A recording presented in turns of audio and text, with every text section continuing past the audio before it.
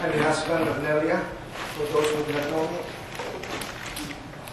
My son, Romeo, suggested that if I would find difficulty delivering my eulogy tonight without choking, that I find somebody else to deliver it. But I thought that would be very impersonal. Anyway, I felt that I had shed enough tears in the past 6 weeks. Ever since Nell was first diagnosed with cancer, and therefore I trust that my tear reservoir by now had dried up.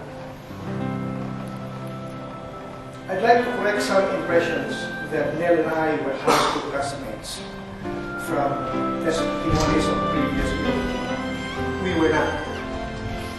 While it's true that we were classmates in high school, it was only when we met again at the high school reunion 2 years after high school that we started dating. I would like to correct another impression that Nell was a consistent honor student and scholar. That is not true. She was in the honor roll and was a scholar from elementary grade up to high school and into the second year of college when she took up chemical engineering. She dropped from the honor roll on the third year when we started dating. We dated for 8 years and got married on May 13, 1966. We would therefore have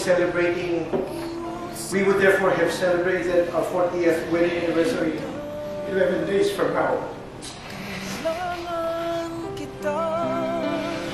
We had 40 years of blissful marriage, filled with love. I cannot speak for Nelia's love for me.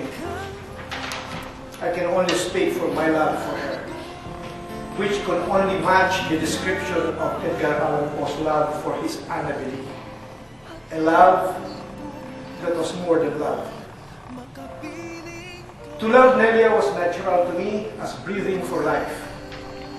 I did not know that people had taken notice of it, and I did not care to demonstrate it. I was therefore surprised that in her eulogy yesterday, Lorraine paid tribute to the kind of love that Nelia and I had for each other. And I did not know that others had taken notice. The other day, one of Nelia's more favorite cousins, Corinne, invited me to have lunch at her house. While we were eating, she asked me a question, which she said was also in the minds of other people. She asked if Nell and I were always sweet to each other. I told her that Nell was thoughtful, yes, but I would not describe her as sweet. It was I who had always been sweet to her. But it was never my intention to demonstrate my actions. Before I pay the final tribute to my Nelia, I would like to take this opportunity to thank the many relatives and friends who have shown amazing support to my family during the very difficult times we went through. We could not have gone through it as well as we did without them. But I would like to say special words for my 2 children. It is a given that children love their parents. But the love that Melody and Romeo showed to the parent, their mother, during this saddest episode of our life was incredible. I learned from them the true meaning of love, the true meaning of concern, and the true meaning of caring. These 2 children have set a standard that can only be matched by other children. It cannot be surpassed. And now, as a final tribute to my beloved Nelia and that to be outdone by Bebet, I will also recite a poem. I used to memorize this poem, and I will try to recite it now from memory. For all of you who spent the better part of their years in the Philippines, and especially those of you who are romantics, this poem should be familiar to you, as well as the poet. It is entitled Beyond Forgetting by Rolando Carbonell. For a moment, I thought I could forget you. For a moment, I thought I could steal the restlessness in my heart. I thought the past could no longer haunt me, nor hurt me. How wrong I was.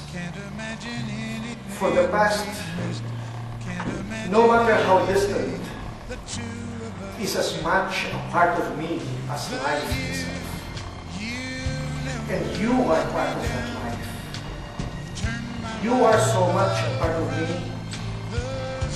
of my dreams, my early hopes, my youth, and my ambition, that in all my tasks, I can't help remembering you.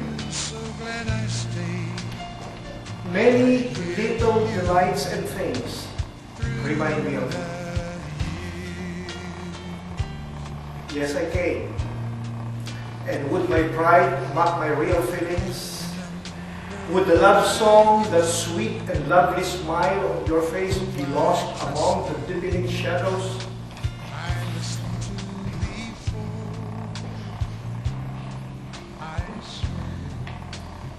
Remember that the knowing loneliness is there and will not be lost until the music sung, until the poems heard, until the silence is understood, until you come to me again. For you alone can blend music and memory to one consuming ecstasy. You alone. You kissed my tears away. As long as it's okay, I'll stay